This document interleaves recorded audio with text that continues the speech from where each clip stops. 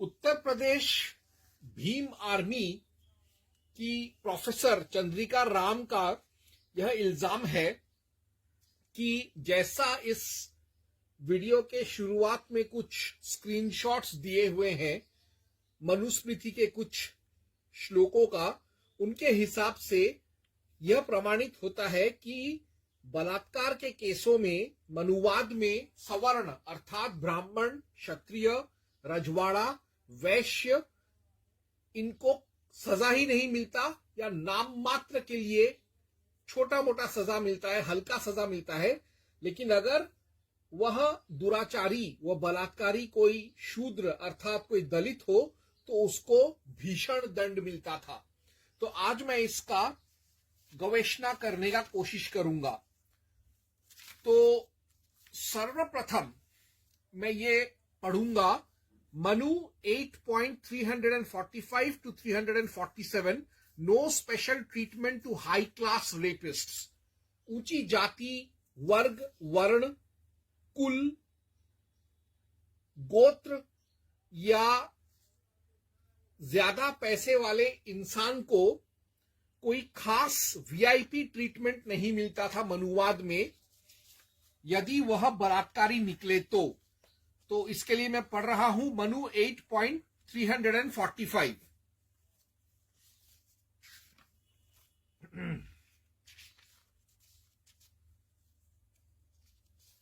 to 347।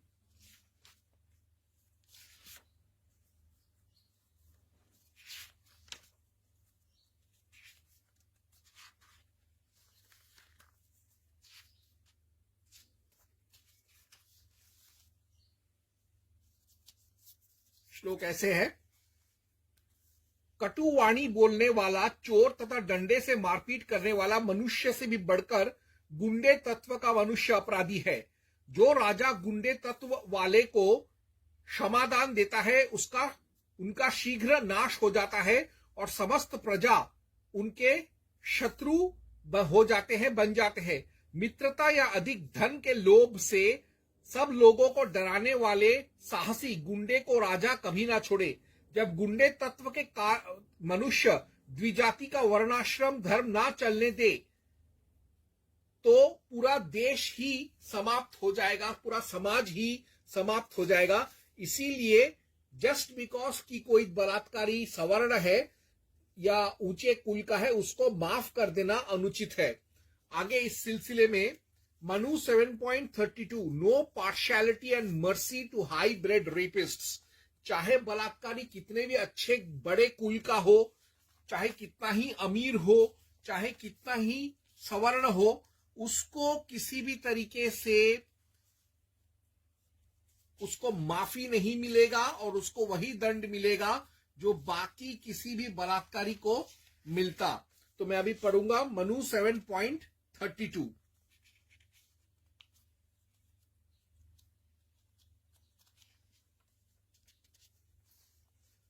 राजा को अपने राज्य में न्यायकारी और शत्रुओं को सदा दंड देने वाला तथा प्रिय मित्रों से कुटिलता रहित और ब्राह्मणों पर क्षमावान होना चाहिए। जो राजा भली भांति से शासन करता है उसे यदि शील तथा उच्च वृत्ति से भी जीवन निर्वाह करना पड़े तो भी उसका यश जगत में ऐसे फैल जाता है जैसे फूल जल में तेज बूंदें फैल जाती हैं। तो इसी से प्रमाणित होता है कि कोई ब्राह्मण या कोई ठाकुर या कोई बनिया यदि बलात्कार करे तो उसको ना उसके साथ कोई खास दोस्ती नहीं किया जाएगा, उसके साथ कोई खास सहानुभूति नहीं किया जाएगा। आगे Manu 7.24, punishing even high society rapists must to avoid वर्ण संकर। जो मनु है उसको वर्ण संकर हो। वर्ण संकर के ऊपर मैं एक वीडियो पहले बना चुका हूं। वर्ण संकर का अर्थ होता है जो एक या दो या तीन जो जाति होते हैं उनके मिश्रण से जो बच्चा पैदा हो और जो कि जिसके अंदर अच्छा खून ना हो, गंदगी भरा खून हो जिसके अंदर, ऐसे बच्चे को वर्ण संकर कहते हैं। तो यदि शूद्रों के बलात्कार करने पर वर्ण संकर पैदा होता है तो सवर्णों के बलात्कार करने पर भी वर्ण संकर पैदा होगा। तो इसीलिए यदि शूद्रों द्वारा वर्ण संकर को रोकते हैं तो वैसे ही उच्च वर्ण के बलात्कारियों द्वारा वर्ण संकर ना पैदा हो, इसलिए उच्च वर्ण के बलात्कारियों को भी कठोर दंड देना चाहिए। यह मनु का नियम है। मनु 7.24 कहता है, देव, दानव, गंधर्व, राक्षस, पक्षी और सर्प भी केवल दंड भय से ही अपने अपने भोग करने में प्रवृत्त होते हैं। दंड का उचित उपयोग ना हो तो सभी वर्ण दूषित हो जाएं, धर्म के सभी बांध टूट जाए और सब लोगों में विद्रोह फैल जाए। जहां श्याम वर्ण लाल नेत्र वाला पापनाशक दंड दिया जाता है और दंडकर्ता न्यायपूर्वक दंड विधान करता है, वहां प्रजा कदापि व्याकुल नहीं होती। आगे मनु 11.53 to 54 और 233 to 234 और इसके साथ साथ मनु 8.370 to 390 एटसेट्रा ये कहते हैं कि अन्नदान, धरतीदान, गौदान, अर्थदान, पशुदान, जलदान, वस्त्रदान, द्रव्यदान, सुवर्णदान, दक्षिणा अगर ब्राह्मण और शूद्रों को दिया जाए और रीतिमत यज्ञ, होम, हवन, जप, तप, व्रत, तीर्थयात्रा, ध्यान किया जाए बलात्कारी द्वारा, तो उसके पाप कट जाते हैं। लेकिन एक चीज का स्मरण रहना चाहिए कि ये सब जो करते हैं, this is all for spiritual, mental, intellectual parents to avoid punishment as much as possible in next births। यानी एक इंसान का, यानी एक बलात्कारी का उसके आत्मा, मन, मस्तिष्क के शुद्धि के लिए यह प्रायश्चित किया जाता था, दान, दक्षिणा, व्रत, धर्म पूजा वगैरह का। लेकिन इसका मतलब ये नहीं है कि इससे उसके शरीर से, उसके अंग प्रत्यंग से, लिंग से किया गया, जो हाथ पांव से किया गया जो अपराध है वो मिट गया। उसके लिए उसको सजा मिलेगा ही, जो मैं आगे पढ़ूंगा। तो फिलहाल मैं पढ़ रहा हूं मनु 11.53 to 54, 233 to 234।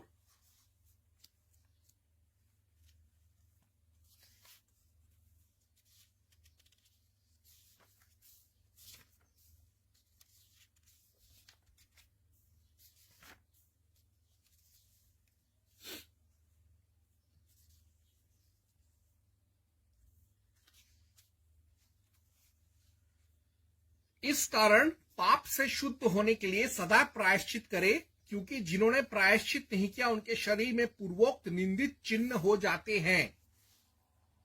आगे 233 to 234 11वें अध्याय का ही।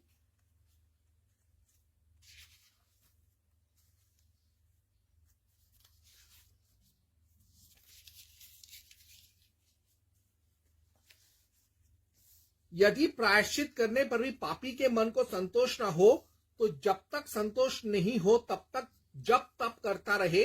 देवता और मनुष्य का जो सब सुख है उसका तप ही कारण है और तप ही उसका अंत और मध्य है।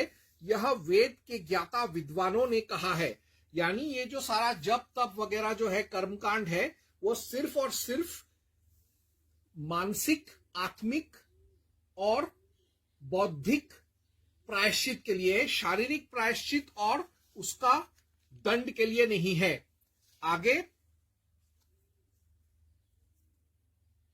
Manu 8.310 352 jail sentence before death. अब कुछ लोग ये कहेंगे, और ये देखा भी जाता है कि अक्सर आजकल के जमाने में कोई आदमी जेल में अगर जाता है तो उसको जेल में सारे सुख सुविधा दिए जाते हैं और जेल में वो बड़े आराम से रहता है, मस्त बिरयानी खाता है, मोबाइल इस्तेमाल करता है, टीवी वगैरह इस्तेमाल करता है, इंटरनेट यूज करता है, अंदर से ही अपना कारोबार सब कुछ चलाता रहता है, गिरोह भी बना लेता है। तो जेल में वो पूरा अपना जिंदगी आराम से गुजारता है। लेकिन मनुवाद में ऐसा नहीं है। मनुवाद ये कहता है कि एक इंसान को जब कोई जेल का सजा मिलता है तो उसको यह जेल का सजा उसके मृत्यु पर्यंत मिलता है। मनुवाद में कोई फरलॉ, पेरोल, बेल नहीं है, जैसा ये उमर खालिद वगैरह को और बलात्कारी राम रहीम गुरमीत को मिलता रहता है, वैसा कोई रियायत मनुवाद में बिल्कुल नहीं है। और तो और मनुवाद में एक और चीज है जो कि बहुत अच्छी चीज है कि इसमें जो जेल जो किसी इंसान को मिलता है वो उसको अंततः मृत्यु दंड की तरफ ले जाने के लिए ही एक रास्ता मात्र है, एक पथ है कि उसको अंततः तो उसको मारेंगे ही, तो अब उसको जेल में रखकर तड़पा कर रोज तड़पा कर उसको मारने के लिए ही जेल में रखते थे, सुधारने के लिए नहीं। जैसे मनु 8.310 में आता है, चोर को चाहिए कि वह केश खोलकर कंधे पर मूसल या खैर की लकड़ी या दोनों और पैनी नोक वाली बर्छी या लोहदंड रखकर भागता हुआ राजा के पास जाकर निवेदन करे कि मैंने चोरी की है, मुझे दंड दीजिए। तब वह राजा द्वारा दंडित होने या छोड़े जाने पर पाप से मुक्त हो जाता है। यदि राजा चोर पर शासन ना करे तो उसके पाप का भागीदार वे स्वयं होते हैं। यानी यहां पर जो कहा गया है कि उसको दंड मिलना ही चाहिए, उसको दंड देने का जगह होता है जेल, ना कि उसको सुधारने का या मौज मस्ती कराने का। आगे मनु 8.352 कहता है, उज्ज्वलित या गुप्त तरीकों से आतताई को मारने से मारने वाले को कोई पाप नहीं लगता, क्योंकि क्रोध से ही क्रोध का नाश होता है, अर्थात क्रोध अपराधी है और क्रोध ही मारने वाला है। राजा का कर्तव्य है कि पराई स्त्रियों से भोग करने वाले लोगों को अनेक प्रकार से उद्वेगित कर नाक कान आदि का काटकर वतन से निष्कासित कर दे। यानी जेल में उनको निष्कासित किया जाता है, उनको समाज से देश से निकालकर या तो जंगल में फेंक दिया जाएगा जहां चील कौवे उसको नोच नोच कर खाएंगे, उसका हाथ पांव लिंग वगैरह सब कटा हुआ है, या फिर जेल में ही किसी कारागार में अंधेरी कोठरी में रखा जाएगा जहां वो तड़प कर जब तक उसका आत्मा नहीं निकलता वहीं रहेगा। अब मनु 9.288 कहता है, पब्लिक ह्यूमिलिएशन एक और कारण होता है एक आदमी को जेल में डालने का। वो कारण होता है उसको सार्वजनिक रूप से उसको सब लोग मिलकर अपमानित करे, रोज गाली गलौज करे, थूके। तो ये चीज मनु 9.288 में रहता है पढ़ने को। अब ये भी एक जरिया है, मतलब उसको अंततः मारने से पहले, डेथ सेंटेंस से पहले पब्लिक उसके मुंह पर थूके, इसके लिए भी उसको जेल में डाला जाता था ताकि लोग जाकर अपना भड़ास निकाल सके। तो मैं पढ़ रहा हूं मनु 9.288।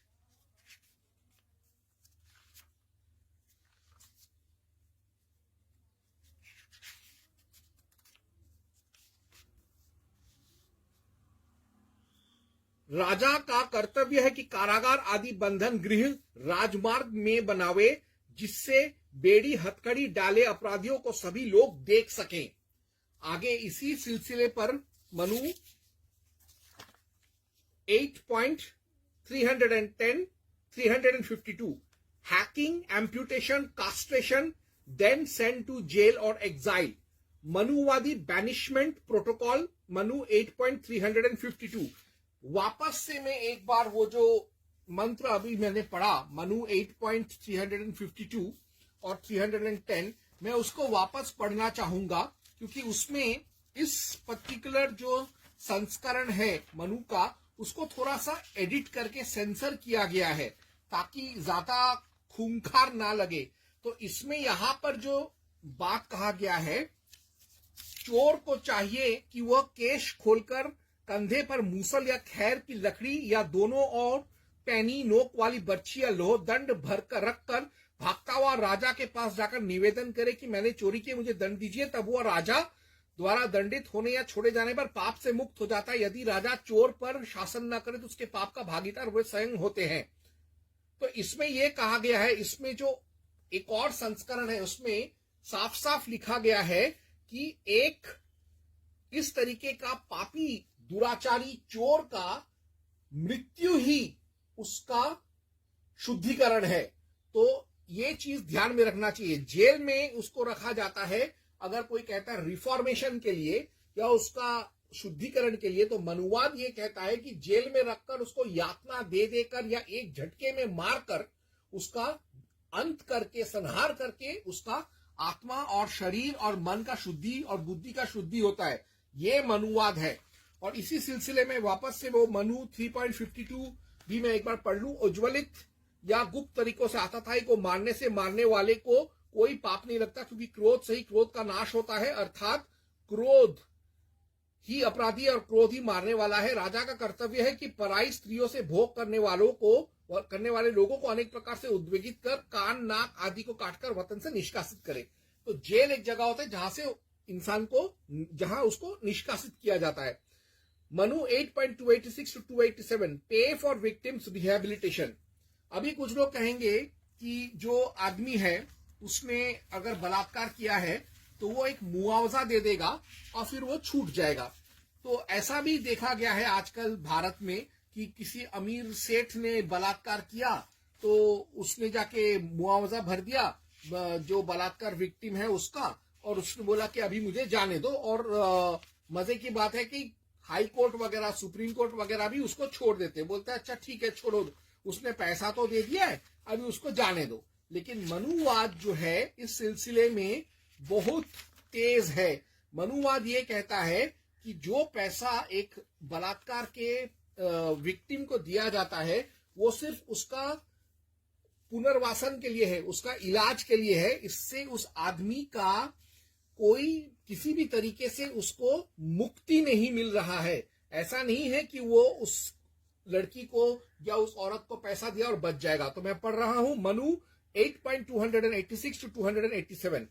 मनुष्य अथवा पशुओं को प्रहार से पीड़ित करने पर जैसा जैसा अधिक दुख हो वैसा ही वैसा अधिक दंड दे। अंगच्छेद, घाव करने या रक्त बहाने की पीड़ा देने पर राजा घायल पुरुष के औषधि, पथ्य आदि का सभी खर्च दिलावे और ना देने पर राजा व्यय के अनुसार प्रहार करने वाले को पूर्ण दंड दे। और तो और Manu 8.288 extra penalty to state for breaking Indian penal code IPC laws, यानी इसके अलावा उसको सरकार को भी दंड देना पड़ता है क्योंकि उसने राष्ट्र का भी अपमान किया है, राष्ट्रीय कानून को तोड़कर बलात्कार करके, इसलिए उसको राष्ट्र को भी पैसा देना पड़ेगा। वो पैसा जो है मनुस्मृति में ही एक जगह आता है कि राजा जो है वो भगवान वरुण को अर्पित कर देगा या ब्राह्मण को अर्पित कर देगा, यानी उससे वो गरीब ब्राह्मणों और छात्रों को दे देगा या मंदिरों में दान कर देगा, धर्म के लिए इस्तेमाल करेगा, अपने खजाने में जोड़कर अपना मौज मस्ती के लिए वो दंड नहीं ले रहा है, वो दंड ले रहा है देश के लिए। तो अभी मैं पढ़ रहा हूं मनु 8.288।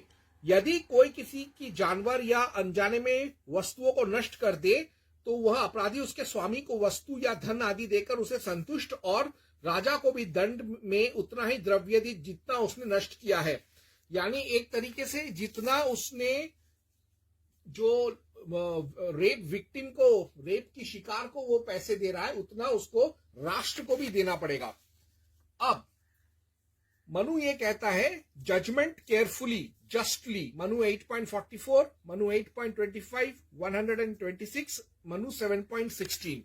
यानी मनु ये कहता है कि जब बलात्कार के केसेस को बहुत ही निरीक्षण परीक्षण के साथ, बहुत सावधानी के साथ और पूरे निष्ठा के साथ और ईमानदारी के साथ उसका न्याय करना चाहिए, जल्दबाजी में नहीं करना चाहिए। और बलात्कारी को छोड़ने के मंसूबे से तो उसको बिल्कुल उस केस को नहीं देखना चाहिए, न्याय करने के उद्देश्य से देखना चाहिए, ना कि पीड़ित को और कष्ट देने के उद्देश्य से। मैं पढ़ रहा हूं मनु 8.44,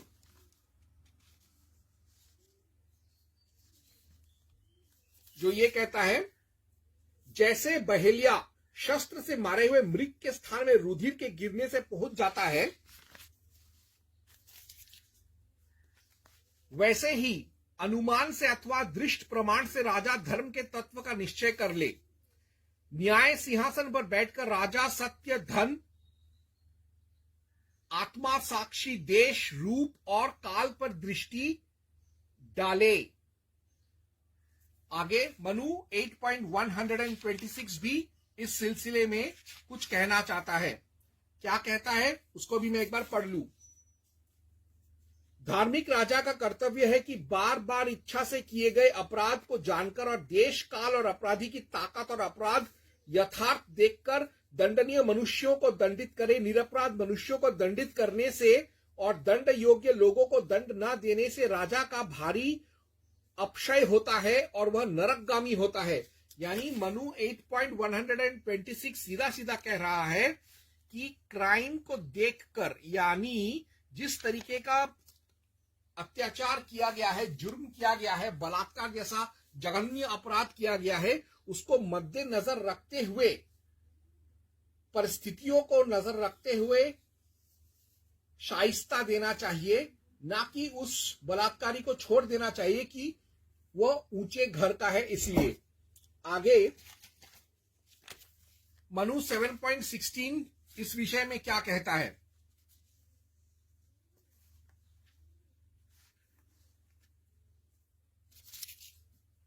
जो सर्व सुखों को प्रदान करने वाले धर्म का लोप करता है, विद्वान लोग उसे वृषल अर्थात नीच शूद्र कहते हैं।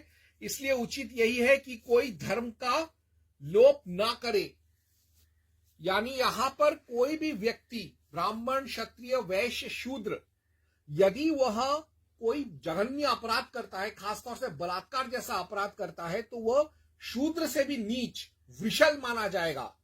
तो भले ही उसके अंदर डीएनए आरएनए ब्राह्मण का हो, लेकिन उसने कर्म से उसने बलात्कारी है, तो इसलिए उसको वैसा ही नीच और जघन्य अपराध दिया जाएगा। आगे मनु 10.56 to 59 कहता है, gauge man's diabolism by his secret and open actions.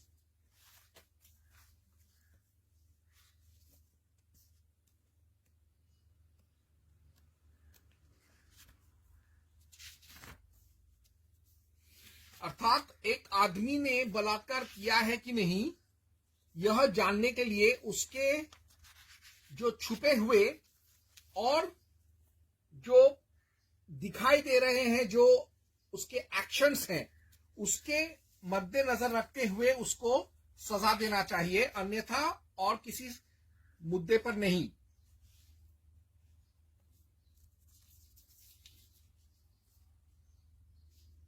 Manu 10.56 to 59। शास्त्र के अनुसार की आज्ञा से वध करने योग्य मनुष्यों को शूली पर चढ़ाकर निरंतर मारे और वध्य पुरुषों के वस्त्र, शैया और आभूषण ले लें। वर्ण से पतित, अप्रसिद्ध, संकर जाति में उत्पन्न, देखने में सज्जन और यथार्थ में असज्जन ऐसे पुरुषों को उसके कार्यों को देखकर पहचाने। असज्जनता, निष्ठुरता, क्रूरता और विहित कर्म ना करना, ये बातें लोक में संकीर्ण जाति के मनुष्यों को प्रकट कर देती हैं। पूर्वोक्त दुष्ट योनि में उत्पन्न हुआ मनुष्य पिता के या माता के या दोनों के स्वभाव का होता है और अपने बुरे स्वभाव को कभी भी छिपा नहीं सकता। यानी भले ही वो ब्राह्मण द्विज परिवार में पैदा हुआ हो, लेकिन अगर उसके कर्म बलात्कारी जैसे हैं, तो वो बलात्कारी ही है और उसको बलात्कारी ही की तरह सजा दिया जाएगा। और नो क्रिमिनल इज द्विज but just a law breaker, more so in rapist case. यानी कोई भी अपराधी द्विज, सवर्ण, ऊंचा जाति, ऊंचा कुल, ऊंचा वर्ग, ऊंचा वर्ण, बाबू साहेब, रजवाड़ा नहीं हो सकता। वो अपराधी है तो वो सिर्फ और सिर्फ अपराधी है, उसका कोई कुल, गोत्र, वर्ण, वर्ग का परिचय नहीं है। और यह और भी जरूरी बन जाता है यदि वो बलात्कारी हो तो मैं अभी पढ़ूंगा मनु 10.45।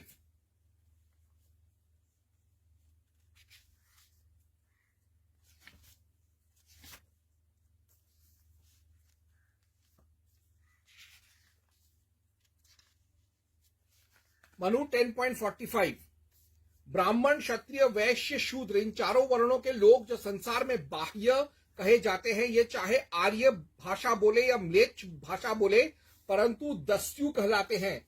यानी वो भले ही अच्छे कुल का हो, अच्छा डीएनए हो, लेकिन उसने बलात्कार किया है तो वो दस्यु ही माना जाएगा। मनु 8.16 126 to 128।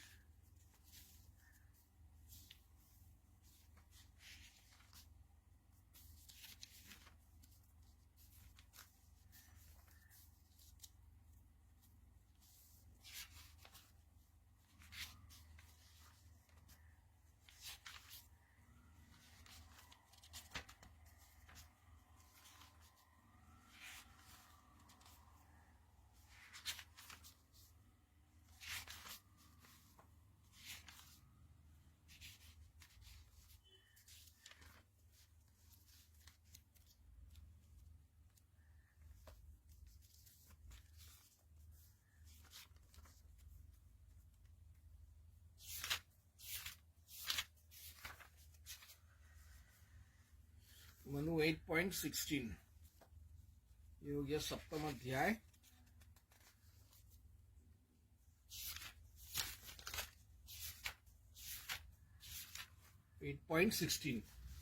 जो सर्व सुखों को प्रदान करने वाले धर्म का लोप करता है, विद्वान लोग उसे वृषल अर्थात नीच शूद्र कहते हैं। इसलिए उचित है कि यह कोई धर्म का लोप ना करे। ये मैंने पढ़ा। अब मनु 1.26 टू 128 पढ़ूंगा। धार्मिक राजा का कर्तव्य है कि बार बार इच्छा से किए गए अपराध को जानकर और देश काल और अपराधी की ताकत और अपराध यथार्थ देखकर दंडनीय मनुष्यों को दंडित करे। निरपराध मनुष्यों को दंडित करने से और दंड योग्य लोगों को दंड न देने से राजा का भारी अपयश होता है और वह नरकगामी होता है। तो अब ये हो गया। अब एक और चीज जानना चाहिए। सिंस द्विज बिहेव लाइक अ नीच दस्यू बाय रेपिंग ही शैल डाई। यानी इन सब चीजों से मैंने प्रमाणित कर दिया है कि दान दक्षिणा से कुछ नहीं होता, जेल में जाकर आराम करने से कुछ नहीं होता, पैसे दे देने से विक्टिम को कुछ नहीं होता, पेनल्टी गवर्नमेंट को देने से कुछ नहीं होता। अगर कोई अच्छे कुल में भी पैदा हुआ है लेकिन बलात्कारी किया है तो उसको दंड मिलेगा। और मैंने ये भी साबित कर दिया कि उसको दंड क्यों मिलेगा, क्योंकि वो अपने कर्मों से अपराधी है तो उसको दंड मिलेगा ही मिलेगा। ये मनु का विधान है। अब ये तो समझ में आ गया कि द्विज को तो मरना पड़ेगा ही, बलात्कारी को तो मरना ही पड़ेगा। लेकिन क्यों मरना पड़ेगा? क्योंकि मृत्यु ही उसका अंतिम फैसला है। तो ये मैं पढ़ूंगा मनु 8.359।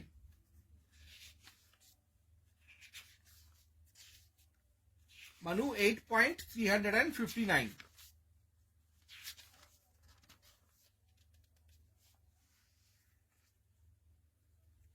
जो ये कहता है, यदि अब्राह्मण उपरोक्त गति रीति से अकामा ब्राह्मणी का संग्रहण करे तो उसे वध दंड होगा, क्योंकि चारों वर्णों को चाहिए कि भार्या को अत्यंत सुरक्षित रखे। आगे, death mandatory for rapists. Manu 9.232, Manu 8.323। Manu 8.323। श्रेष्ठ कुल के मनुष्यों, खासकर स्त्रियों को तथा बहुमूल्य रत्नों के चुराने वालों को राजा मृत्यु दंड दे। हाथी, घोड़े आदि बड़े बड़े पशुओं के, शास्त्रों के और औषधि के चुराने पर कार्य व काल के अनुसार राजा दंड निर्धारित करे। और तो और मनु 8.348 टू 351 पहले ही कह चुका है, death only natural justice on rapist. यानी यदि कोई मारने आए या किसी तरीके का ऐसा दुराचार करने आए तो मृत्यु दंड ही उसके लिए इकलौता नियम है। जब गुंडे तत्व के मनुष्य द्विजाति का वर्णाश्रम धर्म ना चलने दे तथा विपरीत काल के कारण राज्य में अराजकता फैल जाए, स्वयं व गौ आदि की रक्षा के लिए युद्ध उपस्थित हो जाए अथवा स्त्रियों और ब्राह्मणों की रक्षा करने हेतु आवश्यक हो, तब द्विजाति आयुध ग्रहण करने योग्य है। ऐसी स्थिति में धर्म पूर्वक हिंसा करना अपराध नहीं कहा जा सकता। गुरु, बालक, वृद्ध अथवा बहुश्रुत ब्राह्मण भी यदि मारने के लिए आवे और अपनी रक्षा को कोई उपाय ना सूझे तो बिना विचारे उनका वध कर दे। उज्ज्वलित या गुप्त तरीकों से आतताई को मारने से मारने वाले को कोई पाप नहीं लगता, क्योंकि क्रोध से ही क्रोध का नाश होता है। अर्थात क्रोध अपराधी है और क्रोध ही मारने वाला है। राजा का कर्तव्य है कि पराई स्त्रियों से भोग करने वाले लोगों को अनेक प्रकार से उद्वेगित कर नाक, कान आदि को काटकर वतन से निष्कासित कर दे। आगे Manu 11.100, killing rapist actually purifies him. यानी जो बलात्कारी होता है उसका वध करना ही उसके लिए बहुत बड़ा, उसके ऊपर बहुत बड़ा कृपा है कि उसको ऐसे एक पापी शरीर से उसको मुक्ति दिया जा रहा है, इसीलिए उसका वध करना बहुत जरूरी है। तो मैं अभी पढ़ूंगा मनु 11.100।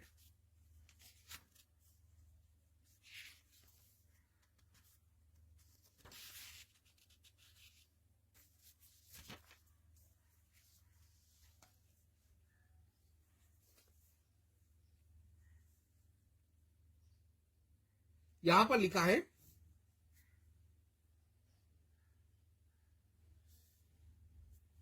सुवर्ण चोरी करने वाला ब्राह्मण राजा के पास जाकर चोरी कर्म को कबूल करे और उनसे कहे कि हे राजन, मैंने सुवर्ण चोरी किए हैं, अतः हमें दंडित करे। यह जानकर राजा स्वयं मूसल से उसे एक ही बार मारे। यदि चोर अन्य जाति का हो तो उसे प्राण दंड दे। ब्राह्मण चोरी कर्म का प्रायश्चित तप के द्वारा पूर्ण करे। यानी यदि कोई आदमी ब्राह्मण की तरफ काम नहीं करता तो वह ब्राह्मण वर्ग का नहीं हुआ, भले ही उसका जन्म ब्राह्मण परिवार में हुआ हो। तो ऐसे आदमी को मूसल से यानी लोहदंड से मारना ही, प्राणदंड देना ही उसके ऊपर अनुकंपा है, और इसीलिए बलात्कारी को भी इसी तरीके से मार देना चाहिए, क्योंकि उसने भी किसी महिला का, किसी बच्ची का सतीत्व लूटा है। तो आज मैंने इसी से साबित कर दिया कि जो भीम आर्मी वाले कह रहे हैं कि जो बलात्कारी हैं यदि वो सवर्ण हो तो मनुवाद उनको छोड़ देता है, यह बिल्कुल गलत बात है। मनुवाद घुमा फिरा करके उसी तरीके से बलात्कारियों को सजा देता है, चाहे वो किसी भी वर्ग, वर्ण, कुल, गोत्र या परिवार का हो, कुटुंब का हो। सवर्ण भी यदि बलात्कारी होगा तो उसको भी घिनौने तरीके से तड़पा तड़पा कर मारने का नियम है। फिर चाहे वो ब्राह्मण हो, क्षत्रिय हो, शूद्र हो, वैश्य हो, अमीर आदमी हो, राजनीतिज्ञ हो, या कोई कर्मचारी हो, सरकारी कर्मचारी या रजवाड़ा हो, या वो कोई गरीब शूद्र दलित हो।